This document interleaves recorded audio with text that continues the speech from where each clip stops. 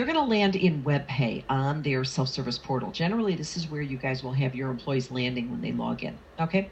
But because your database is integrated, the employee can easily toggle over to enterprise benefits simply by clicking on the WebPay tab up here in the top left corner, and then you'll notice there is an icon which will allow the employee to toggle right over to his enterprise benefits application right from here. Okay, so I don't have an integrated database. I apologize, but my demo environment is not integrated. So I actually have taken the liberty of logging into Enterprise Benefits as an employee user. So I'm going to go ahead and toggle over to that screen right now so you can see exactly what the employee will be seeing.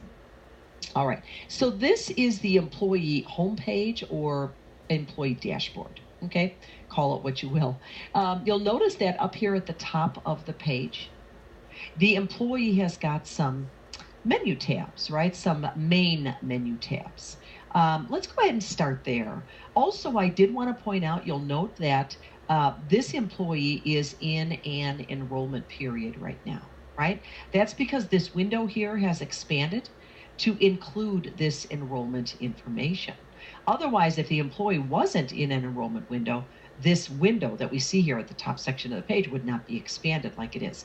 So this employee let's pretend he's a new hire enrollee, and his status is not yet started his enrollment. His enrollment deadline is 12/1, and start your enrollment is where he'll go ahead and click to start his enrollment. We'll do that in just a few minutes. Okay, so let's go ahead and just take a look at my benefits, my profile, and the library. Okay, so my benefits first. So the employee has access to view his current benefits, any of his benefits that are currently elected. If this employee is not in any kind of an enrollment window, then all he sees is his current benefits. He has access to see his current benefits right from this tab. You'll notice that new elections is also listed here. That's because this employee is in an enrollment period. So new elections is available for him to have access to as well. So when he starts electing his benefits, his newly elected benefits will be listed there, and they have not yet gone into effect yet. So new elections are present before those elections have gone into effect, okay, before they actually start. Life events allows the employee to add a life event. So let's go into that section just so you can see what it looks like. The employee can enter any life event that they may be experiencing and modify their benefits accordingly. They will only see events that apply to them. So for example, let's say the employee does not have a spouse on file. Well, they will not see an option for marriage. They will see an option for marriage, but not divorce. The system will also limit the enrollment changes that the employee can make based on the particular life event, and all changes will pend for the administrator's approval, and we'll talk about that approval later. Okay.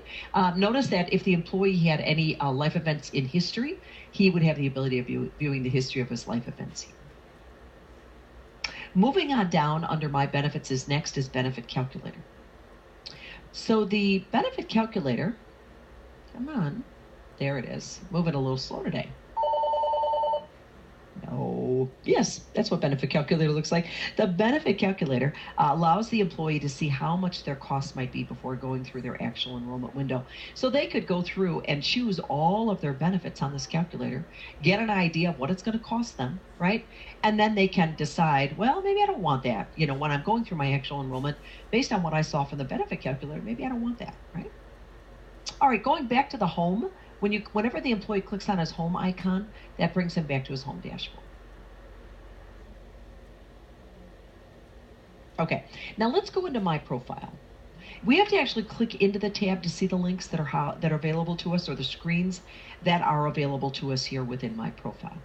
So first of all, we see the employee's personal information. And as you can see, the employee can see his last name, first name, social security number, date of birth, age, gender, address information. And I want you guys to note there is an edit button, but I want you to understand this edit button has no functionality here within Enterprise Benefits. All right, that's because if the employee has to make a change to their profile, to their demographic information. Those updates will be made in WebPay on the employee self-service portal. And then what will happen is that information will, once the changes have been approved in WebPay, that demographic information will flow to enterprise benefits on the next daily demographic file. So keep in mind that the employee cannot make changes to his address here within enterprise benefits. Gotta be done within WebPay. Okay, the next on the list is family information. Now, family information, if the employee, let's say, let's say the employee had a life event, let's say the birth of his baby, right? And notice he doesn't have a spouse on file right now or any dependents, any children.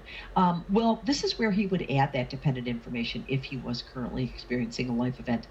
He could add his dependent information here, right? And then obviously he would be able to see all of his dependent information once added to the system. So, at this point, let's say he's got a birth of a newborn, he wants to add his spouse and his child. At this point, he would go ahead and go through the add dependents, walk through the add dependents. We'll do that in a few minutes when we're going through our new hire enrollment. We'll add a dependent then. Next on the list is beneficiaries. This is where the employee can see any beneficiaries he's designated in the system and make changes to those beneficiary designations should he need to. Life event is also available under My Profile. Remember, we saw life event earlier on the My Benefits tab.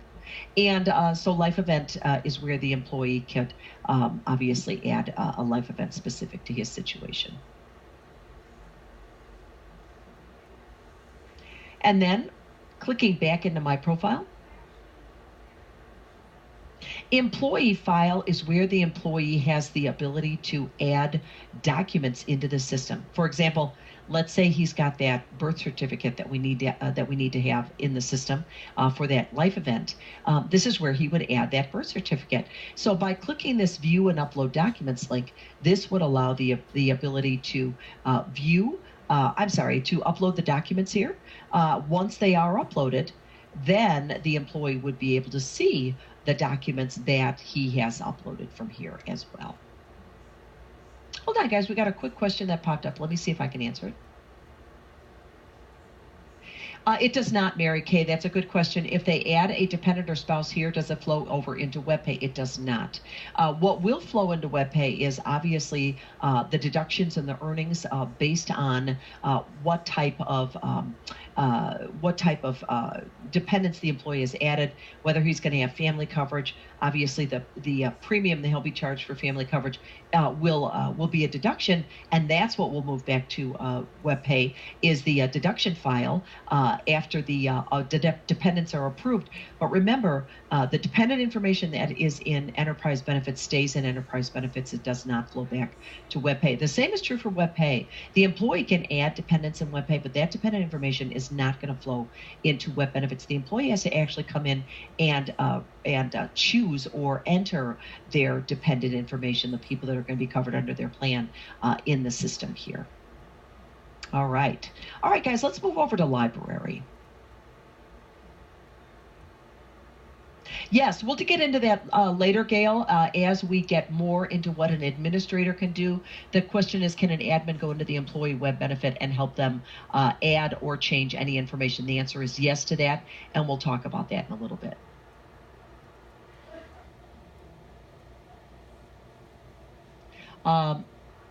Automatically or okay, I did answer, Christine, your question as well, because your question was kind of the same as Mary Kay's, and the question was, would that update the dependent information in WebPay automatically, or do they still need to go to WebPay demographics? So yes, that was the answer, is no, it's not going to feed back to WebPay.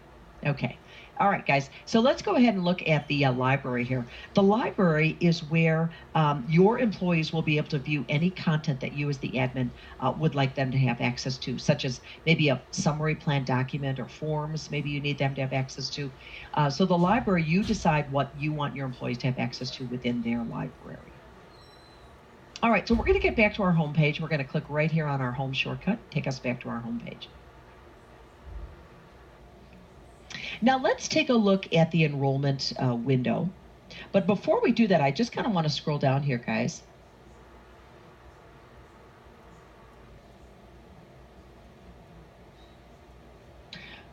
Oh, I'm sorry. I didn't realize. Kelly, my microphone is still on. Kelly, can you hear me now? Let me just make sure that Kelly can hear me. Hold on, guys. I need to send Kelly a quick chat.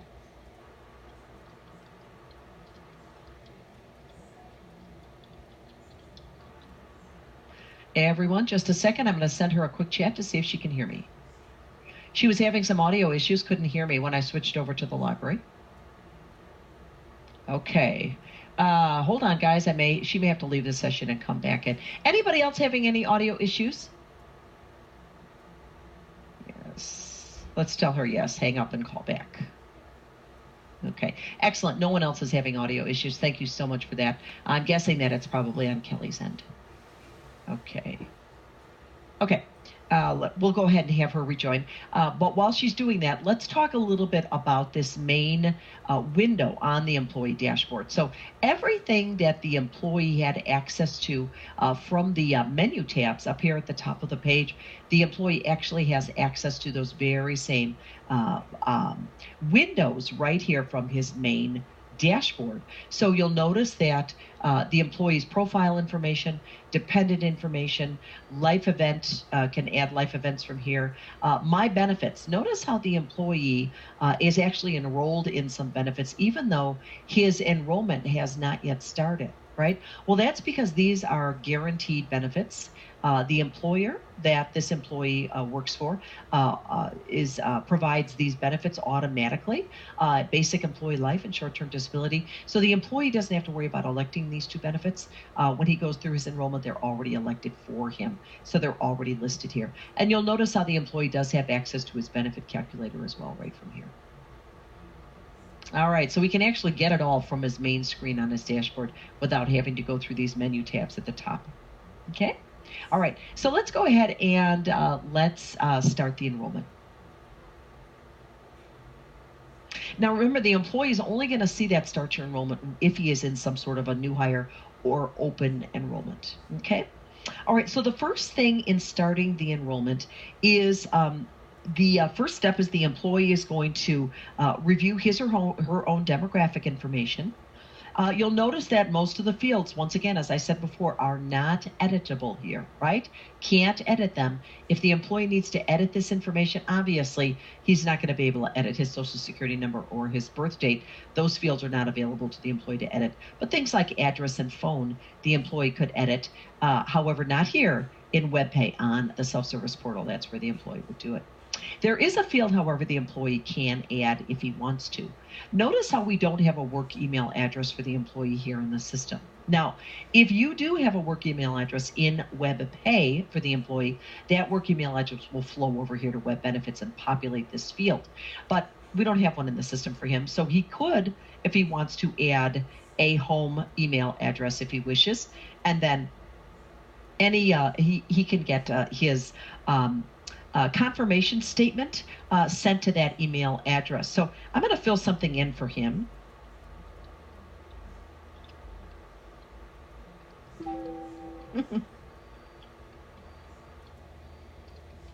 Can't type today.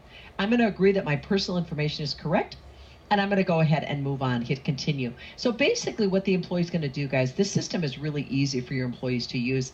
They're basically going to follow this roadmap, right? Right now we're on employee information. Next we're going into family information. Once we hit the continue button, that will move us into the family information window where the employee can add his dependents. So what we're going to do is we're going to add our dependent information here. Now you'll notice that I've got my little add dependent button, or click my plus sign, I guess is what we'll call it. That opens up the dependent window, the field, so I can fill in.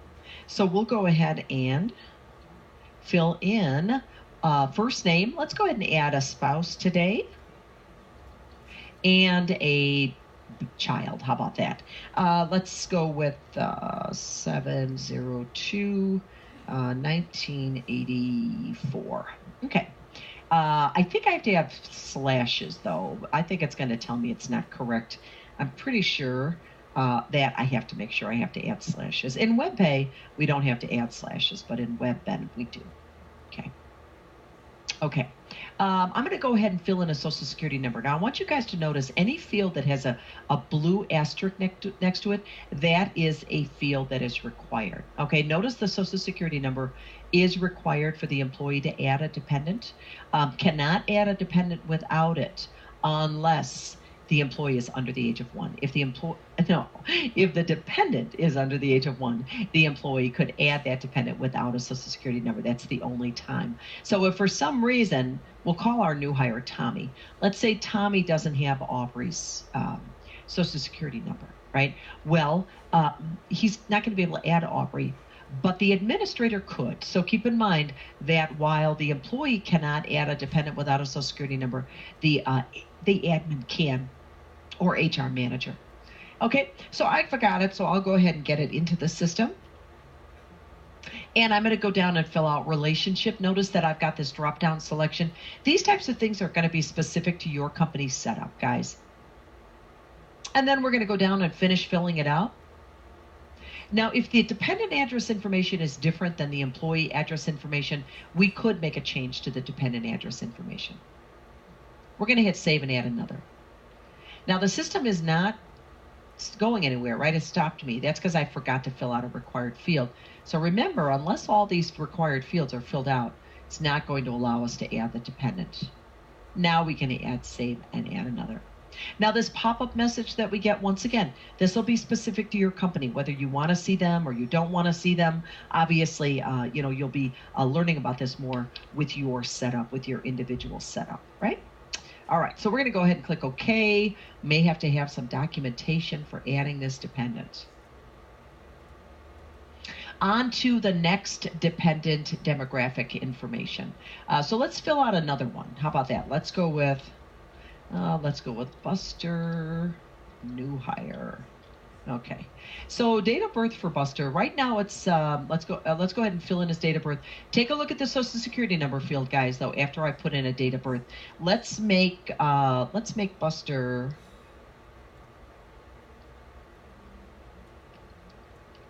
Let's make Buster a newborn or a infant, right? So under the age of 1. Notice how the social security number field is no longer required. So I can add a dependent under the age of 1 if I need to. Let's say we just got Buster's social security number. There it is. That's wrong. There we go. And once again, if the child's address is different than the employee's, that address information can be changed. We're going to hit save and continue. I've now got both of my dependents added. Okay, so now what we're going to do is we're just going to make sure that everything is correct for everyone that has been added, and we're going to click I agree and continue. Moving on to your benefits.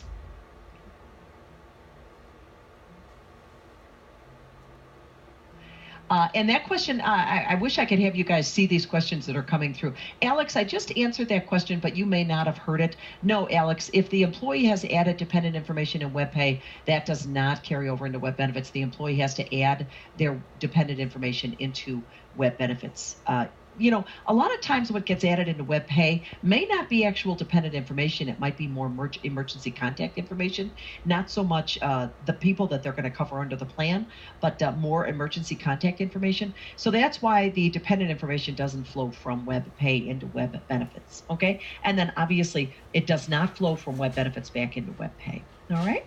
All right, thanks guys. We're going to go ahead and move it along. And that I don't know, Claire. Some of these questions that are being added or asked, some of it is specific to setup. And remember, this is really a high-level overview, guys, of the product.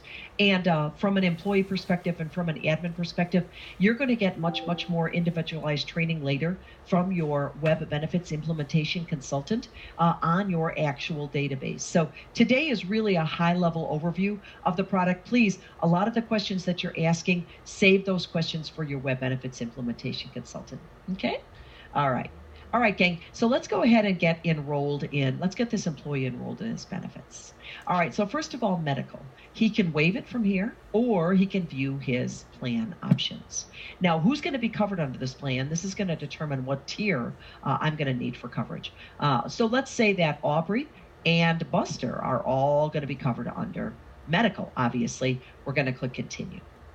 Now, my company offers two options, the high deductible PPO plan or the HMO plan. Now, the high deductible PPO is way cheaper than the PPO plan. Notice how the system has already chosen family tier for me, the family rate type, because I added the spouse and the child today, so I've got family coverage, right? So I'm going to go with the PPO plan because that's way cheaper than the HMO. And the system is going to keep track of my costs as I go through and elect all of my benefits. Okay? Now, the health savings account, let's talk about that right now while we're here. So for an FSA and HSA elections, your employees will choose the amount that they want to contribute annually. Now, we're going to go in and what?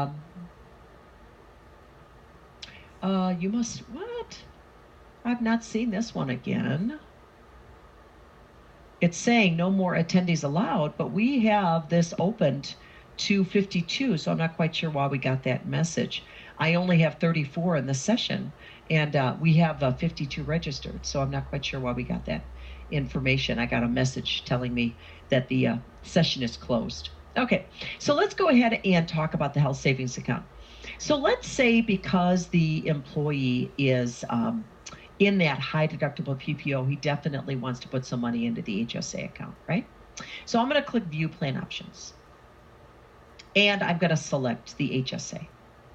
Now, the employee can put in the amount that he wants, that he wants deposited or contributed annually, the annual amount, and the system will then calculate the cost per pay period, right? So let's say, we're almost to the end of the year, right? So let's say I only want to put about maybe $200 in. Let's go 250. How about that? 250. And if I click calculate costs, the system is going to show that my pre-tax dollars, the amount of my contribution will be $83.33 for the remaining pay periods during this year is what I'm contributing to the HSA plan. Okay, so when I click continue, and obviously that amount can be carried over, but I don't want a whole lot taken out of my paychecks here at the end of the year. So now I've got my contribution amount, $250, and I've elected the HSA. Okay, so let's head on down to the FSA, and let me show you what happens here. If the employee is enrolled in the HSA plan, right, then the system is going to limit them on what they can enroll in with regard to the FSA plan. Now, if your company offers a limited purpose FSA, then that's what the employee could enroll in at this point, right? So because he has enrolled in the full HSA, his only option with regard to FSA would be a limited purpose FSA, meaning he could use the money he puts into the FSA solely for dental or vision, but not for health expenses, okay? Now, if your company doesn't offer a limited purpose FSA, this would not be an option for the employee. Once they select the HSA, they would be done, right? But I'm going to go ahead and waive it because we don't want the FSA. Okay. All right. Yes, the system would be set up for that, Sandy, so that the employee could not, as I just showed you, they could enroll in the FSA, but remember, with regard to the FSA, it was only a limited purpose FSA because they did, in fact, enroll in the HSA at this point. Okay. And remember, you'll get more detail during your setup and your training from your implementation consultant. All right, let's go down and do dental. Okay, so remember with dental, the baby is pretty new, right? Pretty young. We're not going to need dental for this baby. So we're going to go ahead and just elect dental for myself and Aubrey. Now that tier is now going to be employee plus spouse, not family, right? So I'm not covering Buster on dental right now. And I'm going to do the same thing with vision. I'm not going to cover Buster on vision either. Okay. Okay, so let's move on down to where we see basic employee life. Now you'll notice that it's already been completed for us. That's because basic employee life is a guaranteed benefit that all of our employees receive when coming on board. So that's something the employee doesn't have to worry about electing. Voluntary employee life, Voluntary spousal and voluntary child life are options. The spousal life and child life are displaying for me because I did add a spouse and a child today. If I didn't add a spouse, if I didn't add a child, these options would not be present for me to elect. Okay? But I'm going to go in and elect some voluntary employee life because I found that the involuntary employee life is so inexpensive that I want to take advantage of it, right? Now you'll notice, guys, that I can actually view the plan details right from here. Now remember how we have a library as an employee? These documents could be in the library for the employee to view, but you can actually decide where you want those documents viewed from. If you want them viewed from the enrollment window, then that's where you can put them, right? So this document is actually available for me to view right here from the enrollment window. All right, so let's go ahead and elect voluntary employee life. Now, my guaranteed coverage amount is $100,000, okay? But if I want to go over that amount, I can choose to up it. Let's go with 150. Yeah, I believe, I don't know that, Sandy. Oh, I don't know if the documents can be both in the enrollment screens and in the library. So definitely check with your implementation consultant because that's a question I don't know. Okay? All right, very good. All right, so let's go ahead and see what happens when I elect additional coverage over my guaranteed coverage amount. When I hit the continue, look what happens. I'm going to get a pop-up message telling me that because the coverage amount exceeds the guaranteed issue from the insurance carrier, I'm going to have to complete and submit an evidence of insurability form and submit it to the carrier for approval. So this additional $50,000 will not be approved until I complete that evidence of insurability form and submit it to my carrier for approval. Okay, so it's telling me right now the coverage is going to be 150, and the amount would be 990 is what it would cost me. Now, I'm going to explain something in a minute. When we actually finish our enrollment, we'll find out that the coverage amount will right now only be 100,000. The amount I'll be paying will be 660 until this additional 50,000 gets approved. Once that gets approved, my coverage amount would then increase to 150, and the deduction amount would then be changed to 990. But that's not going to happen until the approval takes place. So we're going to click OK. Now, I'm going to show you in a few minutes where the employee will be able to access that link to be able to get the document right from the enrollment windows. Okay? Now, I'm going to go ahead and waive voluntary spousal today and voluntary child. Maybe I'll take it next year. Okay, short-term disability is another guaranteed benefit by the employer, so it's already completed for me. Long-term disability, I definitely am going to take, so I'm going to go ahead and elect that. I have already waived the FSA plan, and the FSA dependent care I've decided to waive for this year. Okay, so as you can see, guys, my cost per pay period is going to be this, right? Now that I've finished electing all of my benefits, right? So everything says completed. Now I'm ready to hit my continue button. And there's that pop-up message again about that evidence of insurability form that I need to get completed and turned into my insurance carrier. Okay, so if your employee enrolled in a plan that requires beneficiary designation, they will be asked to enter that information now. Dependents will automatically be listed as beneficiaries, but if the employee would like to add additional beneficiary information, they may do so simply by clicking Add New Beneficiary. Okay, so beneficiary designation must equal 100%. So we're going to go ahead and elect Aubrey as the sole beneficiary. Aubrey, go ahead and take care of it for us. There we go, Aubrey. And we're going to go ahead and hit continue.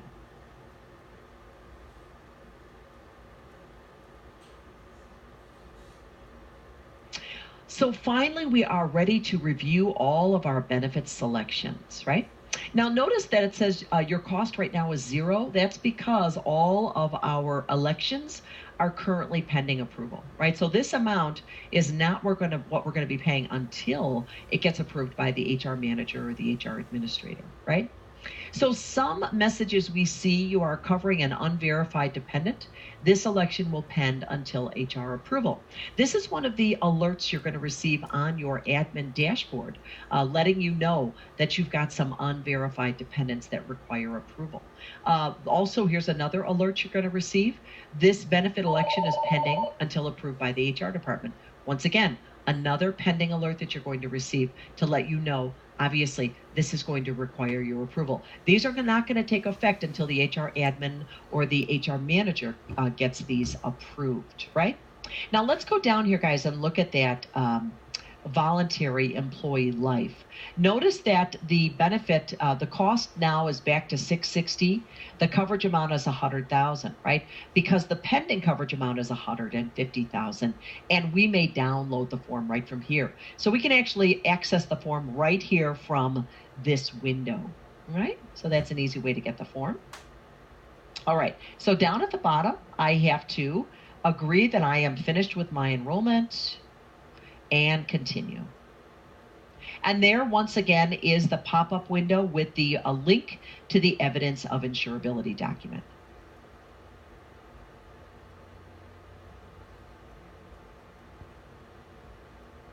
And then finally, our enrollment is complete. You may make changes until this date, so the employee can make changes until this date.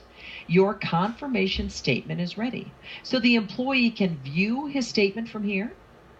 He can print his statement from here, and he can email also his statement to his email address from here, right?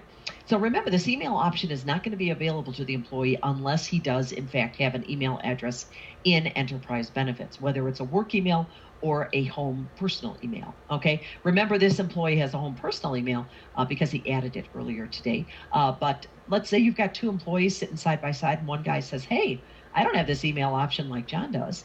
Well, that's because you don't have an email address in the system. That's why you don't have that email option. But remember, if you've got work email addresses in WebPay, those work email addresses will flow into Web Benefits, so the employee would have an email in the system. All right, gang, so let's go back to that main window for the employee. Let's go back to click on his little home icon, go back to his main window, where we can now see that his enrollment is complete, right? He can make changes until this date. And then looking at his enrollment window, his main dashboard window, we can see his dependent information now. We can see his newly elected benefits, right? So we can see all of that right from the main screen. And then remember, these newly elected benefits would also be available for viewing under new elections. So new elections is only going to be present if the employee has newly elected benefits that have not yet gone into effect. So that is it for an employee using Enterprise Benefits.